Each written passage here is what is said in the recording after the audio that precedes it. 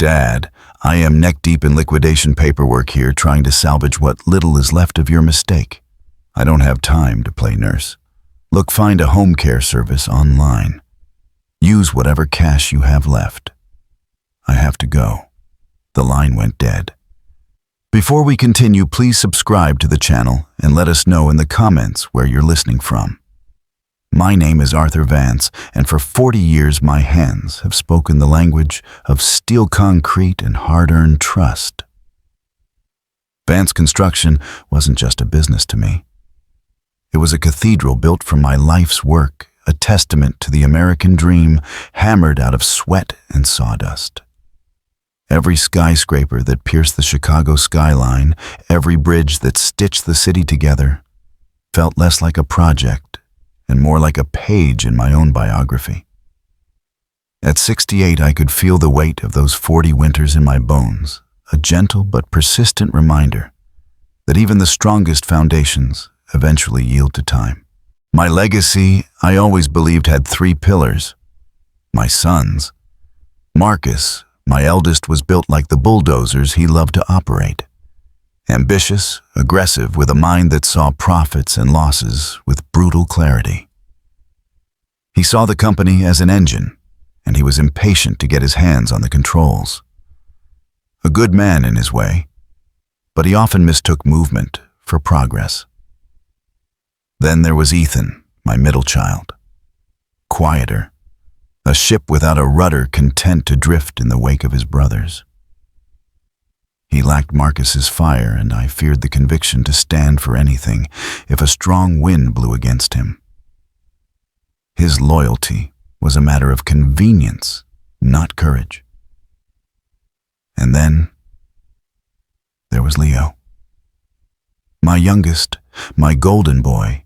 He had my mind for numbers and his mother's charismatic smile. He was the one I saw myself in.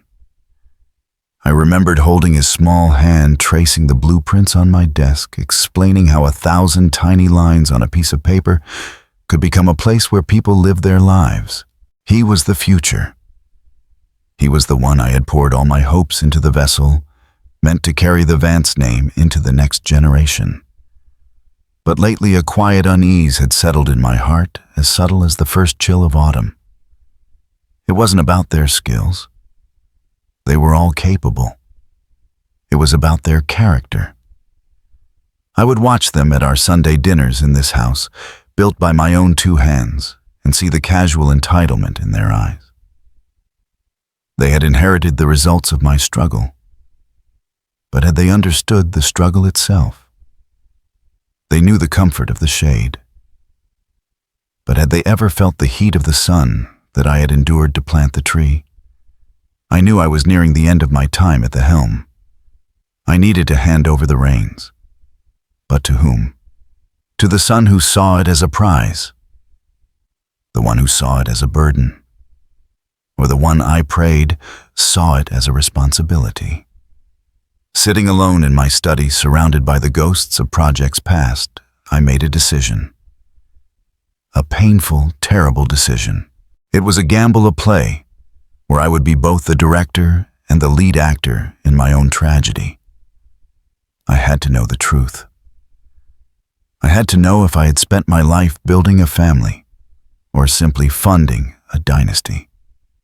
The curtain on my final act was about to rise, and the storm I was about to unleash would reveal whether the pillars of my legacy were made of solid rock or merely sand.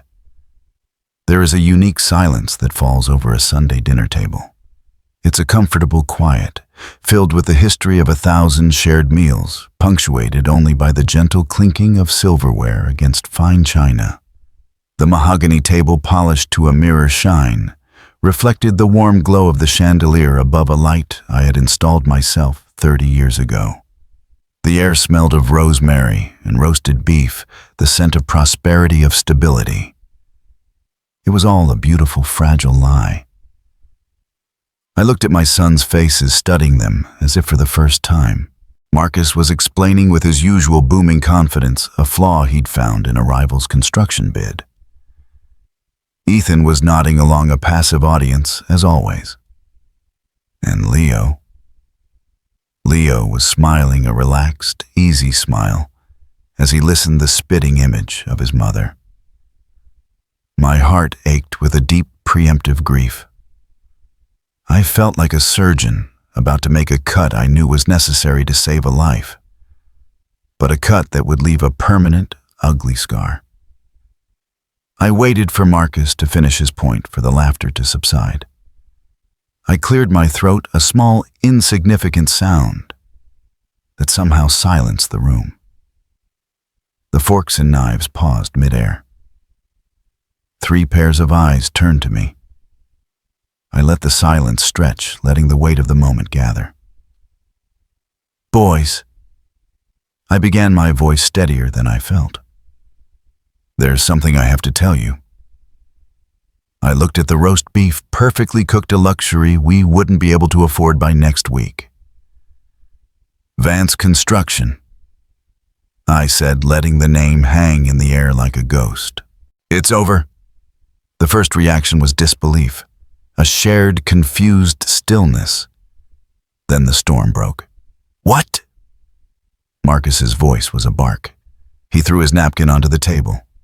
"What do you mean, it's over? That's impossible." "A bad investment," I said, keeping my gaze low, playing the part of a defeated man. "A deal in South America went under. It took everything with it. We're bankrupt." Marcus exploded. His fist hit the mahogany table, rattling the crystal glasses. "Bankrupt? How? How could you let this happen, 40 years of work gone just like that?" His anger wasn't grief.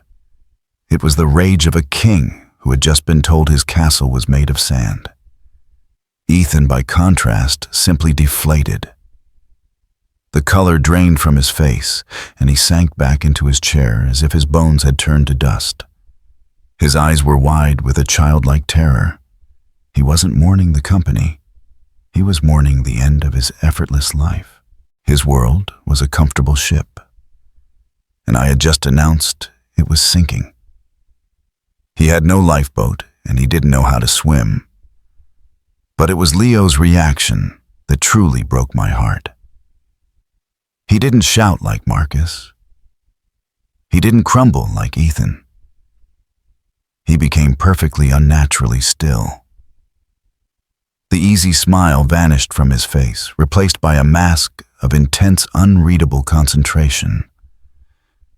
His eyes, the same warm brown as his mother's, turned cold and analytical. He wasn't looking at his father. He was looking at a problem. A complex, inconvenient variable in his life's equation. He didn't ask, "How are you, Dad?"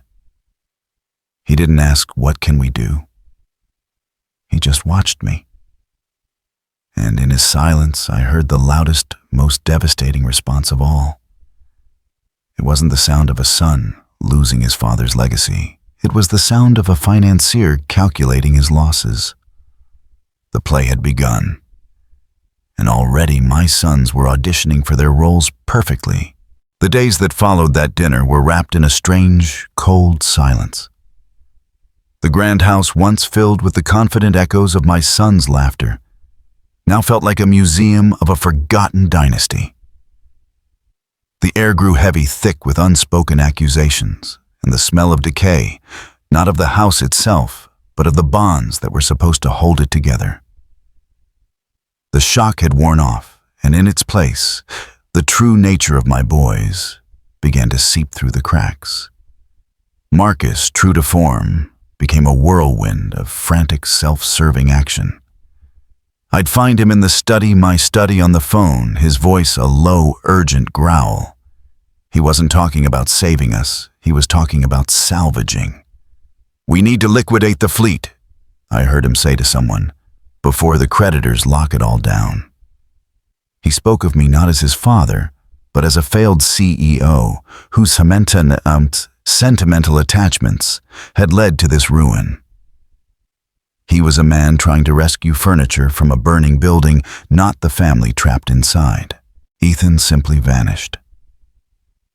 He retreated into the digital world of his bedroom, the door always closed. When he did emerge, his eyes would never meet mine. They'd dart around the room anywhere but at the source of his discomfort. He wasn't angry anymore.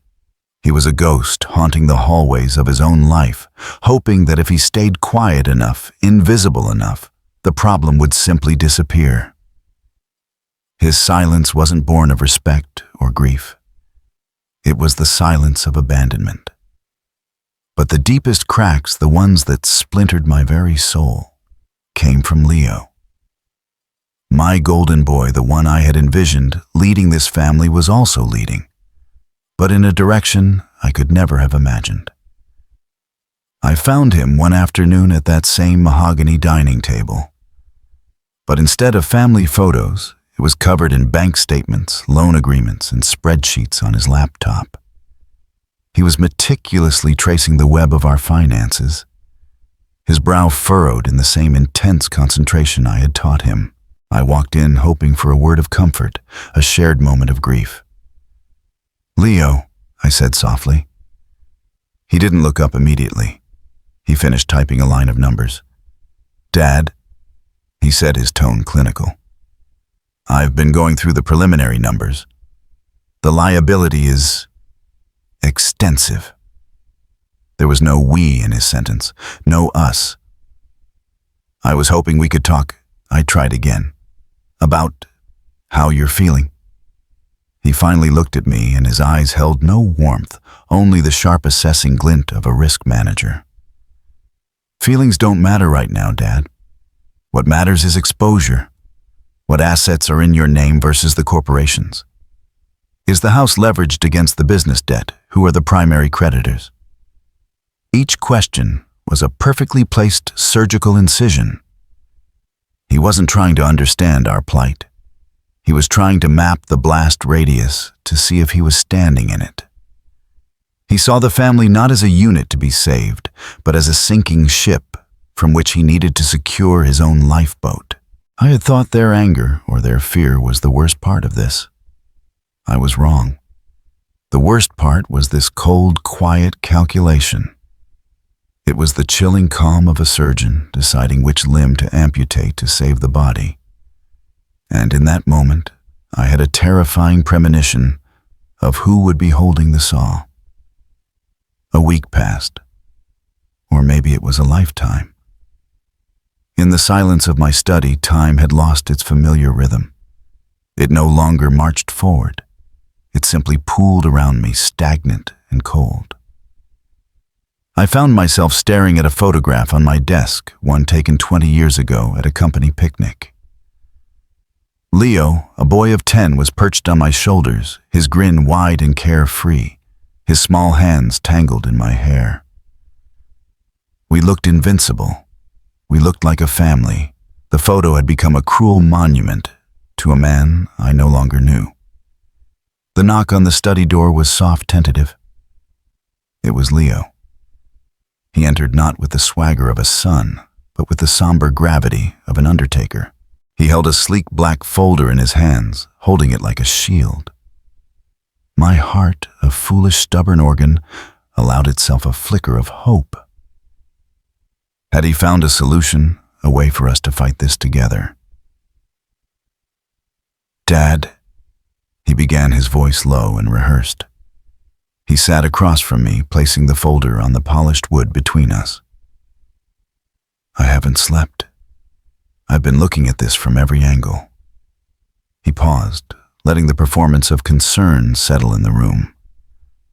"I spoke to a legal advisor, a friend of a friend, just to understand the landscape. And," I asked, my voice a dry whisper, "and," he continued, leaning forward, "the problem is liability. The way the business is structured, the creditors, they can come after us, personally, our homes, our savings, everything." He looked at me, then his eyes pleading for me to understand the gravity of his situation.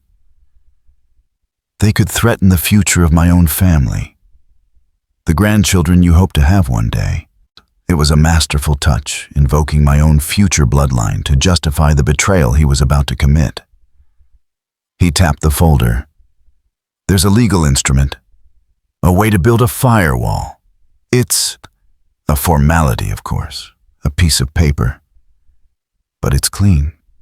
It protects us from being legally defined as dependents or direct beneficiaries of your debt. I said nothing. I simply waited. I knew the final sentence was coming, the one that would change everything. He took a deep breath. It's called a waiver of paternal rights. It legally severs the formal father-son relationship. It's not emotional, Dad, he said quickly, as if saying the words would make them true. It's just paper. A strategy. It's the only way to be sure we survive this. The world went silent. The ticking of the grandfather clock in the hall, a sound that had been the steady heartbeat of my life, faded to nothing. The photograph on my desk wasn't a memory anymore. It was an artifact from a different civilization. He was asking me to take a pen and cross out my own name from his life story. He was asking me to legally declare that the man on whose shoulders he once sat laughing was a stranger. I looked up from the photo and into his eyes. There was no flicker of doubt, no hint of the boy I once knew. There was only the steely resolve of a man closing a deal. My voice, when it came, sounded distant, as if it belonged to someone else. And you believe this is necessary? It's the only logical move. He replied, his relief almost palpable, that I wasn't screaming, that I wasn't weeping. I nodded slowly. The surgeon had made his decision. The amputation was required. With a hand that felt ancient, I reached for the pen on my desk. Then bring me the papers, son. He left the room with the brisk efficiency of a man who had successfully mitigated a risk. He didn't see the look in my eyes. He didn't understand that by asking me to sign away my fatherhood, he had just irrevocably signed away his inheritance. He thought he was closing a door on a liability. He didn't know he was stepping right into the heart of my trap. And I, his father, was waiting. There's a saying that character is what you do when no one is watching. In the wake of my announced ruin, I had become no one. I was a ghost in the halls of my own home, a powerless king on a cardboard throne. And so my son's true characters came out to play. The pain from Leo's proposal had numbed me, creating a detached clarity. I was no longer a father watching his sons. I was an anthropologist observing a foreign savage tribe. My first observation was Marcus. I was walking past the large garage where we kept our light equipment when I saw him through the dusty window. He was with a man I didn't recognize, a stout man in a greasy jacket who looked like he bought and sold things with cash and no questions asked. They were standing beside one of our new backhoes, Marcus patting its steel arm like it was a prized horse he was about to sell. I couldn't hear every word, but snippets drifted through the open bay door, carried on the cold afternoon air. Off the books, Marcus was saying. Cash deal, no paper trail. The old man is so out of it, he'll never even know it's gone. It was a different kind of betrayal from Leo's. Leo's was a clean, precise amputation in a sterile legal office. This was a grimy mugging in a dark alley. He wasn't trying to protect his future. He was picking the pockets of what he believed was his father's corporate corpse. There was no strategy here, only raw, unadulterated greed. I felt a weary disgust settle over me. It wasn't a new wound, just a confirmation of an old infection. Then there was Ethan. His betrayal was quieter, more pathetic, but no less venomous. He was a scavenger, not a hunter. He wouldn't dare orchestrate a deal like Marcus. He was a mouse nibbling at the edges of the disaster. I found him in my study late one night. He froze like a startled animal when I flipped on the light, his hand hovering over my desk drawer. Just looking for a stamp," he stammered before scurrying out of the room. The next morning I noticed it was gone. Not the company ledgers, not the property deeds. It was a vintage Patek Philippe watch my dear wife Eleanor had given me for our 25th anniversary. It wasn't a corporate asset. It was a piece of my heart, something I kept in the desk for safekeeping. It had no place in a bankruptcy hearing, but it had a price tag, and for Ethan, that was all that mattered. In the span of a few days, my sons had revealed themselves completely. Marcus, the brazen plunderer. Ethan, the petty thief. And Leo, the cold-blooded executioner. They were all just vultures of a different feather, circling the same kill, each taking what they thought they deserved. That night I sat in the dark kitchen, the house silent around me. I hadn't eaten. The hunger for food had been replaced by a hollowness that no meal could fill. I was utterly, completely alone. The back door creaked open. I braced myself for another son, another request, another betrayal. But it wasn't one of them. It was David, my young assistant, his face etched with worry. He was holding a simple brown paper bag. "Mr. Vance," he said softly, his voice barely a whisper. He stepped inside, placing the bag on the table. "I'm sorry to intrude. It's just, my mom made some soup. A big pot of it.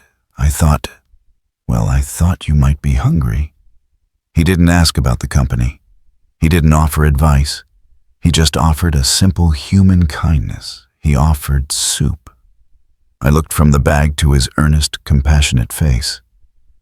In that moment, in the darkest corner of my self-inflicted tragedy, a single unexpected candle had just been lit.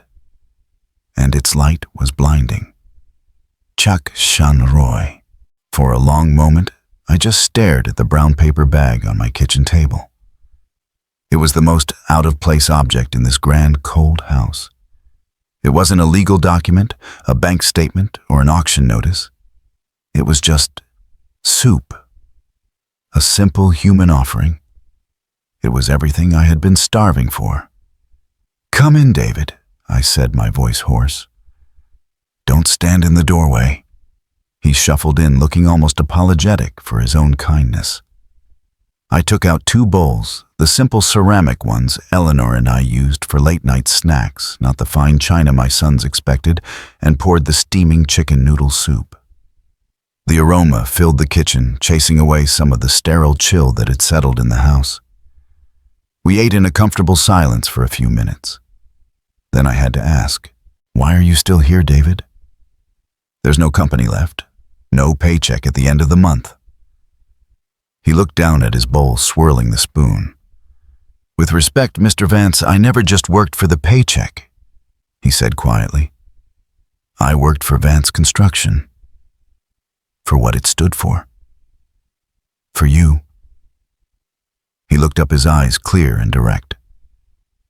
"You taught me how to be a man in this business. How to treat people right, how to take pride in the work. That doesn't just disappear because the money does." The sincerity in his voice was a physical blow more impactful than Marcus's rage or Leo's cold logic. "You probably don't remember this, sir." He continued, a faint smile on his face. "About 3 years ago, my father had a heart attack. I was just a junior assistant. I thought I'd have to quit to help my mom. But you kept my dad on the company's insurance plan for 6 months after he was let go from his own job. You never told anyone. You just told me, David, in this company we take care of our own." I never forgot that. I did remember. It was a small thing, a simple act of decency for a good man. I never thought of it again. But David had. He had carried that small kindness with him all these years, and now he was bringing it back to me in a bowl of soup. I thought of my own sons. I had given them everything. Private schools first, cars, down payments on their houses, a multi-million-dollar company to inherit. And in my darkest hour, they brought me legal papers and petty theft. David, to whom I had given a footnote of kindness, brought me his loyalty. When he stood to leave, I walked him to the door. "Thank you, David," I said, "for the soup." It was my mom's. He smiled. "Get some rest, Mr. Vance. A good man deserves to rest." As I closed the door behind him, the house didn't feel quite so empty. The candle he had lit was now a steady, warming flame in the center of my chest. My plan, which had begun as a painful exercise in uncovering betrayal, now had a new dimension. It was no longer just about punishing the unworthy. It was about rewarding the worthy. That night, for the first time in weeks, I understood something with absolute clarity. Family isn't forged in a womb. It's not guaranteed by a shared last name on a birth certificate. It is built choice by choice in the quiet moments of life. It is forged in loyalty. It is proven with soup on a cold night. My sons had been given my name at birth. But David, in his quiet, unassuming way, was earning it. And I decided then and there that a man's legacy should go to the son who honors it, regardless of the blood that flows in his veins. There is a particular kind of silence that belongs to a telephone that has stopped ringing. For 40 years, the phone in my study was a constant chorus of my life. Marcus calling about a zoning permit, Ethan asking for a loan, Leo calling just to share a story about his son, my grandson Noah. Now its silence was a declaration. I had ceased to exist in their world. I decided to test the silence. Noah's 8th birthday was on Saturday. For 7 years I had been the one who brought the big, awkwardly wrapped gift, the one who stood by the grill, the one who lifted him onto my shoulders. I called Leo's house my heart a traitor for still holding a sliver of hope. His wife Sarah answered. "Arthur," she said, her voice strained, brittle with a politeness that was colder than any insult. "Oh, now is not a good time. We're just running out the door. I was just calling about Noah's party on Saturday," I said, knowing the answer before I asked. A pause. "Oh, the party," she said, as if remembering a distant event. "You know, it's just a small thing this year. Just a few of his school friends. We're keeping it very low-key. We'll tell him you said hello." Low-key. The word hung in the air. I knew my sons. They didn't do low-key. They did spectacle. The message was clear. My presence, now associated with the stench of failure, was not welcome. Against my better judgment, on Saturday, I drove to their house, a brightly wrapped gift for Noah on the passenger seat. I wouldn't crash the party, but I couldn't let his birthday pass without a sign from his grandfather. As I pulled up, I could see the street lined with expensive cars. So much for low-key. Through the large bay window, I could see balloons, a magician, and the laughing faces of my sons. I walked toward the front porch, but stopped short as I heard voices drifting from an open side window. It was Marcus and Sarah. "Can't believe he actually called," Sarah was saying, her voice sharp. "It's just so embarrassing. What am I supposed to tell the Beckers, that Arthur lost everything? Leo's right?" Marcus's voice boomed. "We need distance. We can't have him showing up looking like that. He's a liability." Liability. The word hit me with the force of a physical blow. It wasn't just that I was poor. It wasn't that I had failed. It was that I, their father, was now a strategic problem to be managed, a stain on their carefully curated image. I stood there for a long moment, hidden by the shadows of a large oak tree we had planted when Leo was born. My hand tightened on the gift for my grandson. I couldn't go to the door. I couldn't face them. Not like this. Quietly, I placed the gift on the edge of the porch, where I knew they would find it. I didn't ring the bell. I simply turned and walked back to my car, the sounds of laughter from the party chasing me down the street. It was the longest walk of my life. Back in my empty house, something inside me shifted.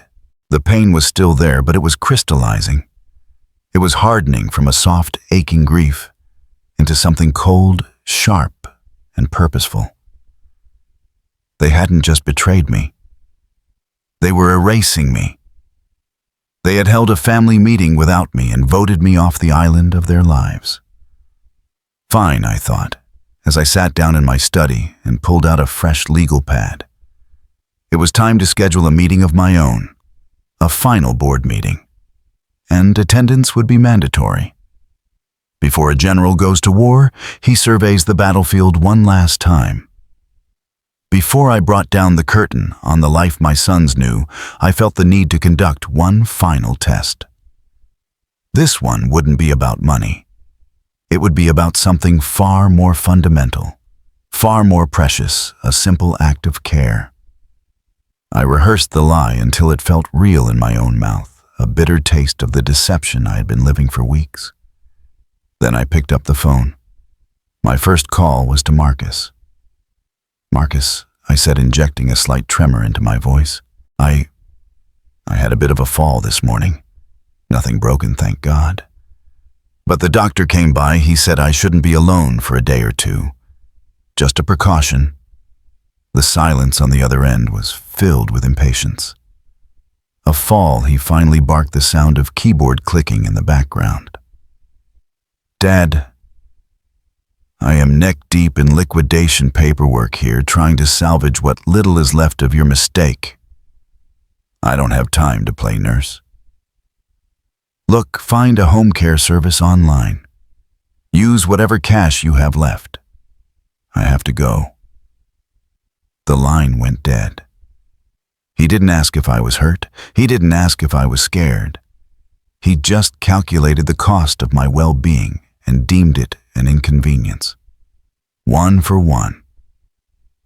My next call was to Ethan. I repeated the story, my voice a little weaker this time. His reaction was a waterfall of flimsy excuses. "Oh, Dad, wow. Gosh, that's terrible," he stammered. "But, Jenny's not feeling well. And the kids have their soccer tournament all weekend, and it's just a really, really bad time for us. I'm sure you'll be fine though, right? You're tough." He was so desperate to escape the responsibility that he was practically tripping over his own words. He hung up after promising to check in later, a promise we both knew was empty. 2 for 2. My hand trembled as I dialed the last number. Leo. My heart, the foolish traitor, still held out a microscopic sliver of hope. I told him the story. His response was the cruelest of all, because it was wrapped in the language of enlightened, modern care. "Dad, that's deeply concerning," he said, his voice smooth and professional. "A fall at your age can be serious. I've been reading about this. The most responsible thing to do wouldn't be for one of us to come over. We're not trained. The best solution would be a short-term residential care facility. They have professionals on staff 24/7 monitoring. It's the safest, most logical option for you." He wasn't offering me his home. He was offering me a brochure. He was outsourcing his duty as a son to a paid stranger and framing it as a favor to me. He had a solution for everything, as long as the solution didn't involve him, his time, or his heart. I hung up the phone. I looked out the study window at the gray sky. There was no more pain, There was no more anger. There was only the profound, peaceful calm that comes when every last doubt has been erased. My sons had been given one final opportunity to act like sons, and they had all, in their own unique and spectacular ways, failed. The test was over. The evidence was all in. The verdict was guilty. I picked up the phone one last time. But this call wasn't to a son. It was to my lawyer. "David is on his way to your office," I said. "It's time to prepare the final documents." The man who walked into the downtown offices of Sterling, Ross and Finch was not the broken father who sat alone in a silent house. This man's shoulders were square. His eyes, though tired, held a glint of steel. This was the Arthur Vance who had built an empire, the man who could command a room with a single glance. The air in this place, a place of power, of mahogany and floor-to-ceiling windows overlooking the city I helped build, felt like my native tongue. My lawyer and oldest friend Robert stood to greet me. He had the weary look of a man who knew he was an instrument in a painful but necessary surgery. "Arthur," he said, gesturing to a chair. "Everything is prepared as you asked." "And David?" I asked. "He's waiting in the conference room. He thinks he's here to sign dissolution papers." A few moments later, David walked in, his face a mask of grim duty. He looked at me with such profound sympathy that it almost made me feel guilty for the deception. He placed a hand on my shoulder. "Mr. Vance, I'm so sorry we have to do this." I gestured for him to sit. "David," I began, my voice clear and strong. "What I am about to tell you stays in this room. Vance Construction is not bankrupt." The color drained from his face. He looked from me to Robert, utterly bewildered. "Sir, I don't understand." "The story about the South American deal," I explained, "was a fiction. A necessary one. In truth, for the past 6 months, I have been secretly negotiating the single largest contract in our company's history. A partnership to build the new Sterling Tower. The deal was signed last Tuesday." David's mouth opened, but no words came out. His shock was not that of a man who had just discovered a lie, but of a believer who had just witnessed a miracle. "But your sons? The house?" "My sons," I said, and for the first time my voice wavered with the memory of the pain. My sons were the true purpose of this test. I had to know if I had raised men who would stand with me in a storm, or boys who would run for shelter. I have my answer. I leaned forward, my eyes locked on his. "David, the play is almost over. But for the final act, I need more than an assistant. I need a successor. I need you to review every line of the Sterling contract. I need you to understand the logistics, the timelines, the immense responsibility that comes with it. I need to know, are you ready to help me build the future?" He stared at me, his eyes wide with a mixture of awe and disbelief. He wasn't looking at a paycheck or an opportunity. He was looking at a legacy. He straightened up in his chair, the young nervous assistant vanishing before my eyes, replaced by a man of quiet, determined strength. "Yes, sir," he said, his voice firm. "Whatever you need, I'm ready." I looked out the window at the city sprawled below. My city. The foundations of my final act were now laid. The contracts were signed.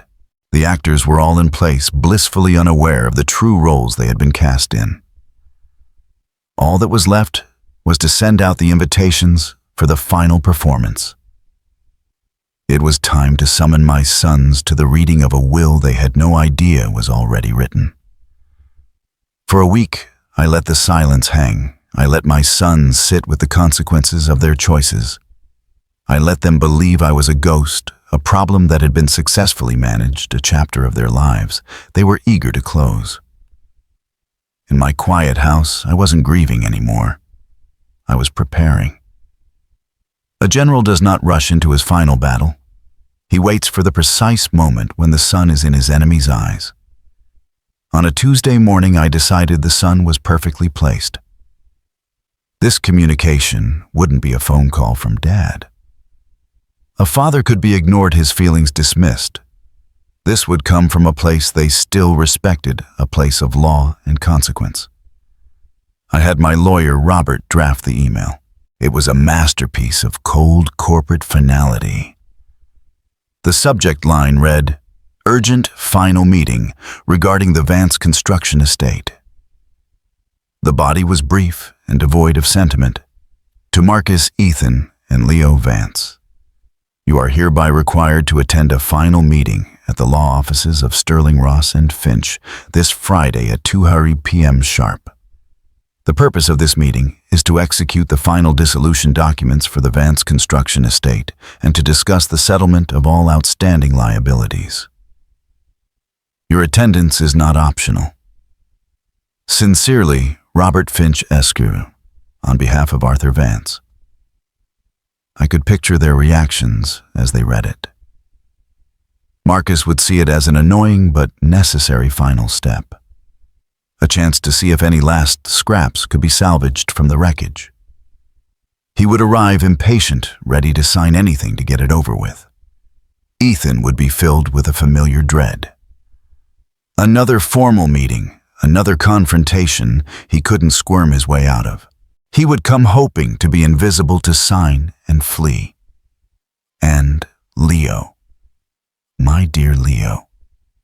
He would see this as the clean, logical conclusion he had been waiting for. The final paperwork to close a messy chapter. I had no doubt he would bring the waiver of paternal rights with him, tucked neatly in his briefcase, ready for my signature to finalize his strategic escape. They would all come expecting to sign the death certificate of my company. On Friday morning, I went to my closet.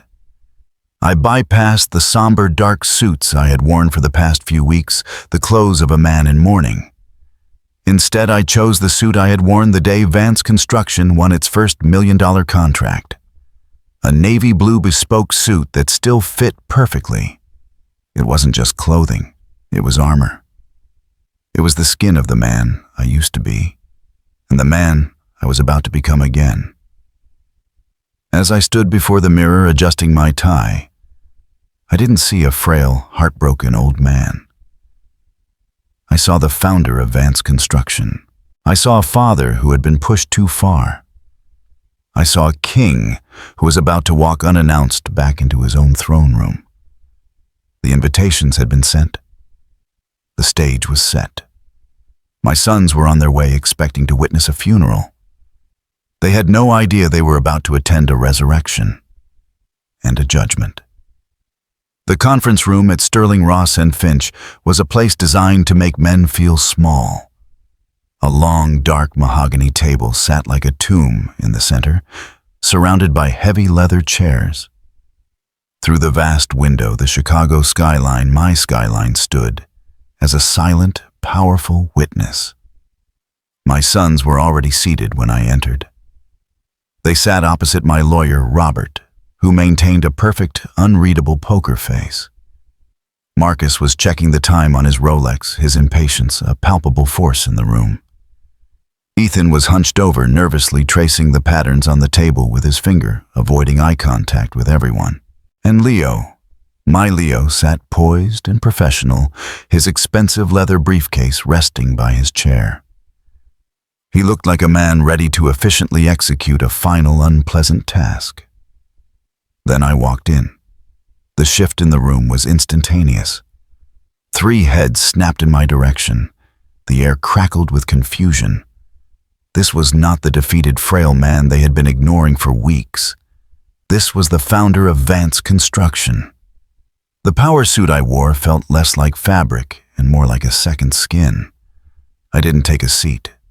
I walked to the head of the table and stood there, letting my presence fill the space they thought I had already vacated. "Thank you all for coming," I said, my voice calm and clear, echoing slightly in the quiet room. I let my gaze rest on each of them for a moment. For the past month, this family has been operating under a cloud of great sorrow and difficulty. We have all been grappling with the belief that my life's work, that your inheritance, had turned to dust. I saw Leo adjust his tie, a flicker of irritation in his eyes. He wanted to get this over with. Today, I continued, my voice rising, with a strength that made them all sit up a little straighter. I am here to correct the record. Gentleman Vance Construction is not bankrupt. The silence that followed was absolute. It was a physical thing, a pressure that pushed against their eardrums. I let them hang in that silence for a heart-stopping moment, before delivering the final blow. In fact, I said, my voice ringing with 40 years of pent-up power. As of last Tuesday, our company is more valuable, more solvent, and more powerful than it has ever been in its history. As I spoke, Robert, on my cue, slid a thick blue-bound portfolio across the gleaming table. It stopped perfectly in the center, equidistant from my 3 sons. That, I announced, is our newly executed 5-year partnership agreement with the Sterling Corporation, a $500 million contract to be the sole developer for their new North American headquarters. Our company's future is not just secure, it is boundless. If a sound could be made of shattering glass, of a world turning upside down, it was the collective sharp intake of breath from my sons.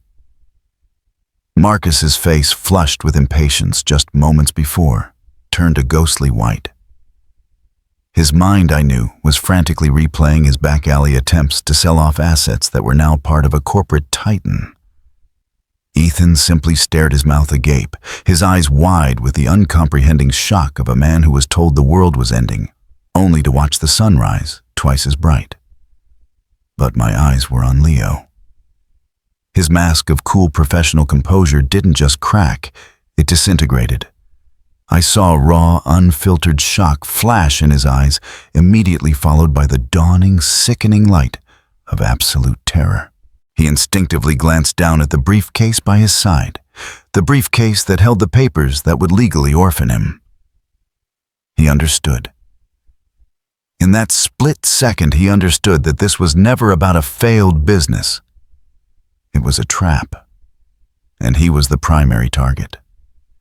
I finally walked to my chair at the head of the table and sat down, a king returning to his throne. I looked at their stunned, horrified faces. The news, I see, comes as something of a surprise. I said, my voice dangerously soft. But this is not the primary reason I called you here today. The primary reason is to discuss the future of this company's leadership and to read you my new will. The silence in the room was no longer one of shock. It was the silence of men on a scaffold waiting for the trap door to spring. It was Leo, the strategist, the fixer, who found his voice first, though it was thin and trembling. A test he choked out, looking at me as if I were a stranger. Dad? Why would you do this to us? I leaned forward, my hands clasped on the table. The time for pretense was over. You ask me why Leo? My voice was quiet, but it filled the entire room. I did it because I had to know if I had spent 40 years building a family or simply funding a group of shareholders. My gaze shifted to my eldest. I did it, Marcus, to see if you viewed this company as a legacy to be nurtured or a carcass to be stripped for parts in a back alley. Marcus flinched as if I'd struck him. I turned to my middle son. I did it, Ethan, to see if your loyalty was a conviction or just a convenience that could be pawned for a wristwatch. Ethan shrank in his chair, his face pale with shame. Finally, I looked back at Leo, my golden boy. And I did it, Leo, because I had to know if the son I loved more than life itself would stand with his father in a storm, or hand him a legal document to cut him adrift just to keep his own feet dry. Leo's face crumpled. The final shred of his composure vanished, replaced by the raw, ugly face of guilt. "You all failed the test," I said, my voice flat, devoid of anger, which was somehow worse. "So today, we are here to rectify that." I nodded to Robert. My lawyer cleared his throat and opened a new crisp manila folder. As of 9:00 a.m. this morning, Robert announced in a calm, legal monotone, all previous versions of Mr. Arthur Vance's last will and testament have been declared null and void. I will now read a summary of the superseding document. He put on his reading glasses. To my sons, Marcus Vance, Ethan Vance, and Leo Vance, I leave the full and complete measure of what they have so freely offered me these past weeks, my freedom from the obligation of a father whose love and sacrifice were treated as a liability. He paused, letting the words land like stones. All shares, assets, properties liquid and fixed, and the sole controlling interest in Vance Construction, along with the entirety of my personal estate, I bequeath to the young man who has demonstrated more loyalty, character, and filial duty than blood could ever guarantee. I bequeath everything to my chosen heir, the new chairman and CEO of Vance Construction, Mr. David Miller. If the first revelation was an earthquake, this was the tsunami that followed, wiping the landscape clean. I saw the comprehension of utter absolute ruin dawn on my sons' faces. They hadn't just lost a future inheritance. They had lost their past, their present, and their name. While they sat paralyzed in the wreckage of their own making, I reached into my own briefcase. I pulled out a single pristine envelope and slid it across the table until it stopped directly in front of Leo. "You won't be needing this anymore," I said softly. "But I thought you should have it back." His trembling hands opened it. Inside was the waiver of paternal rights he had drafted, the legal instrument of his own undoing. "You wanted me to sign it to protect you from my debts?" I said, my voice barely a whisper. "But it turns out with your actions, you were all signing your own disinheritance all along." I stood up, my task complete. I felt no joy, no triumph.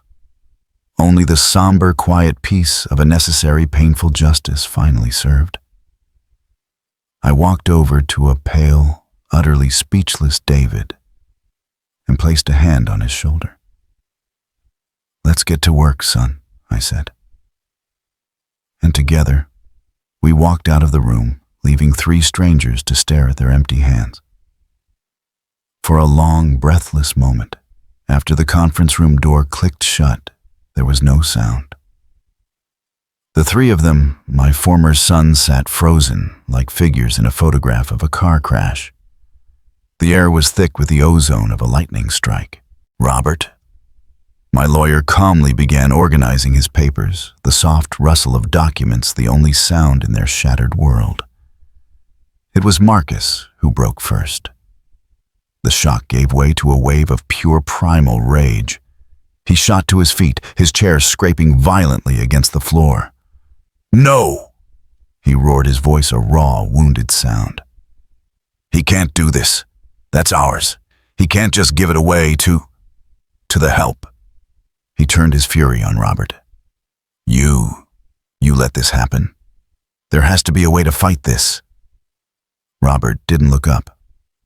"The documents are ironclad, Marcus. Your father is of sound mind and body. His decision is final." Leo, who had been staring blankly at the waiver document in his hands, as if it were a venomous snake, finally looked up. But there was no fight in his eyes. Only a vast, empty landscape of defeat. "It's my fault," he whispered, the words barely audible. "The waiver? I gave him the idea." The perfect weapon. Your fault? Marcus rounded on him, his face purple with rage. Your brilliant legal strategy just cost us $500 million. You and your clever plans. You were supposed to protect us, you idiot. Ethan, who had been weeping silently, finally let out a pathetic wail. What are we going to do? He cried, looking from one brother to the other. My house. The mortgage is in the company's name. Jenny is going to leave me. What are we going to do? He wasn't mourning the loss of his father or his family's honor. He was mourning the loss of his credit line. The room descended into a toxic storm of blame. Marcus raged, Leo sat broken, and Ethan wept. The brotherhood I had tried to build, the bond I thought was forged in shared childhoods and family dinners, evaporated into bitter resentment. They were not brothers in grief. They were simply three ruined business partners, trapped in a room, tearing each other apart. Meanwhile, in the elevator riding down to the ground floor, David stood beside me in stunned silence. He hadn't said a word since we left the room. Mr. Vance. Arthur. He finally stammered, his voice thick with emotion. I can't accept this. This is your family's legacy. It's too much. I looked at the young man beside me. His face was pale, his eyes wide with the enormity of what had just happened. But there was no greed there, only shock and a profound sense of honor. David, I said calmly, placing a hand on his shoulder as the elevator doors opened to the bustling lobby. I didn't give you a company today. I gave a legacy to the only person who proved he understood what it meant. We are not defined by the blood in our veins, but by the loyalty in our hearts. This isn't a gift. It's a responsibility. And I trust you with it. He looked at me, and in his eyes I saw not an employee, but the future. Back in the conference room, Robert finished packing his briefcase. He stood up and looked at the three disheveled men. Gentlemen, he said, his voice cutting through their squabbling. My work here is done. The trust has been executed. There is nothing left to discuss. He walked out, closing the door softly behind him, leaving them alone in the quiet, expensive room. Three brothers with nothing left in the world but the shared blame for their own downfall. 3 months later, spring had arrived in Chicago, painting the city in colors of renewal. The chill of winter, like the chill in my heart, had finally begun to recede. The world felt new, and in many ways, it was. The offices of Vance Construction felt new too. The oppressive silence had been replaced by a low, energetic hum of activity. I spent my days not in a lonely study, but on the site of the future Sterling Tower, a hard hat on my head and blueprints in my hands. But I was not the man in charge. I was the mentor. The man in charge was David. To see him command a team of engineers, to watch him negotiate with suppliers with a quiet confidence that mirrored my own 30 years ago, filled me with a profound and peaceful pride. He never called me Arthur. He still called me Mr. Vance. But it was laced with a different kind of respect, now not that of an employee to a boss, but of a son to a father seeking guidance. The soil composition reports came in for the Western Foundation, he'd say, pointing to a section of the plans. You were right. We need to reinforce the pylons. Your instincts are still sharper than any computer simulation. Instincts come from 40 years of mistakes, David. I'd smile. I'm just trying to save you a few of them. In these moments, working side by side, building something real and lasting, I understood what a true legacy was. It wasn't a name carved on a building. It was the wisdom passed from one generation to the next. Our family wasn't defined by blood. It was defined by a shared blueprint for the future. One afternoon, David and I were having lunch at a small diner downtown, the kind of place with cracked vinyl booths and the best coffee in the city.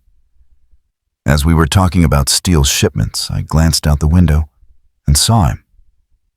It was Leo. He was standing on the opposite street corner shouting into his phone. The perfectly tailored suit was wrinkled. His hair was unkempt and his face was a mask of pale, desperate stress. The golden boy had lost his shine. He looked common. Just another man drowning in a life he couldn't afford. I saw him run a hand through his hair in a gesture of pure frustration. The same gesture I had seen 1,000 times when he was a boy, struggling with a math problem. A pang of something not pain. Not anymore, but a distant somber pity went through me. The wealth I had given them hadn't just been money. It had been a shield from reality, from a struggle from the consequences of their own choices. Now that shield was gone, and they were exposed to the harsh weather of a world that did not care about their last name. David noticed the direction of my gaze. "Mr. Vance," he asked, his voice soft with concern. I turned away from the window, away from the ghost of the son I had lost. I looked at the young man sitting across from me, the man who was now my future. I picked up my coffee cup. "It's nothing, David," I said, and I meant it. "Now tell me about the new concrete supplier. I think they might be overcharging us." As we walked back into the afternoon sun, talking about work, about the future, I felt a sense of peace I hadn't known in years. I had made my choice, but I knew with the quiet certainty of a father that a story like this never ends so cleanly. A wound so deep always leaves one last scar to form. One of them would come back. It was only a matter of when. It was a Tuesday evening in late autumn. I was in my favorite armchair reading a book, the quiet hum of the house, a comfortable companion. A soft knock came at the front door. It wasn't the frantic pounding of a man in a rage, nor the hesitant tap of a stranger. It was a knock I knew. My heart didn't race. It simply waited. I opened the door to find Leo. The man standing on my porch was a stranger, and my son all at once. The expensive suit was gone, replaced by a simple jacket and jeans. The look of desperate stress I'd seen on the street corner was gone too. In its place was a profound, bone-deep weariness, but his eyes were clear for the first time in years. He wasn't holding a briefcase. He had come empty-handed. "Dad," he said, his voice quiet. Can I come in?" I stepped aside and let him pass. We didn't go to the study or the dining room places, haunted by the ghosts of our conflict. We sat in the living room, a quiet, neutral space. I offered him a coffee, and he accepted with a grateful nod. He didn't touch the mug for a long time. He just stared into it, as if the answers to his life were swirling in the dark liquid. "I'm not here to ask for anything." He finally began, his voice raspy with unshed tears. "There's nothing you could give me that I deserve. I needed to look you in the eye and tell you that I am sorry." He looked up at me then, and the weight of his regret was real. I was a fool. I spent my whole life seeing the world as a series of problems to be solved, of risks to be managed. When you told us you were bankrupt, I didn't see my father in pain. I saw a line on a spreadsheet that had turned red, and I tried to delete the line. He shook his head, a gesture of self-loathing. "That piece of paper, the waiver. God, Dad, I'll see that for the rest of my life. I tried to trade my father for an insurance policy. It was a monstrous act, and I am so sorry. I listened, and I let the silence hold his apology. This was the conversation I had been waiting for, not with triumph, but with a father's heavy heart. I know you are Leo, I said finally, and I've waited a long time to hear it. Can you ever forgive me? He asked, his voice cracking. Forgiveness, son, I said, leaning forward, is a complicated thing. It's not a switch you can flip to make the past disappear. For my own peace, I have to let go of the anger. In that sense, I forgive you. But forgiveness and trust are two different roads. Forgiveness is a gift a man gives to himself to keep his heart from turning to stone. Trust has to be rebuilt one single honest brick at a time. He nodded, accepting the weight of my words. I understand. I will always be the man who raised you, Leo. I will always be your father. But I will not be your bank. I will not be your safety net. If you want a relationship with me, it must be built on something new, not on my wealth or your expectations. It will be built on respect. And you will have to earn mine, just as I will have to learn to trust yours again. He stood up to leave, and for the first time, he looked lighter. The crushing weight of his arrogance had been replaced by the heavy but honest burden of responsibility. As I watched him walk down the driveway, I didn't see the golden boy or the ruined financier. I saw just a man humbled by life taking the first difficult steps on a long road back to himself. I had lost a son in the storm of my own making. Yes. But just perhaps he had finally begun the journey to find his own soul. And I was finally at peace. A year has passed. The seasons have turned, and with them the landscape of my life has been reshaped. I sit now on my front porch in the same chair where I once contemplated my own ruin. The flickering porch light that I could never afford to fix now casts a steady warm glow, a silent testament to a life put back in order. I sometimes hear whispers of my biological sons. Marcus, I'm told, works a mid-level logistics job for a rival firm, his ambition now a quiet resentment. Ethan and his wife sold their lavish house and are renting a small apartment across town. And Leo is rebuilding. He works a modest job, and I hear he is a more present father to Noah. I feel no anger towards them anymore.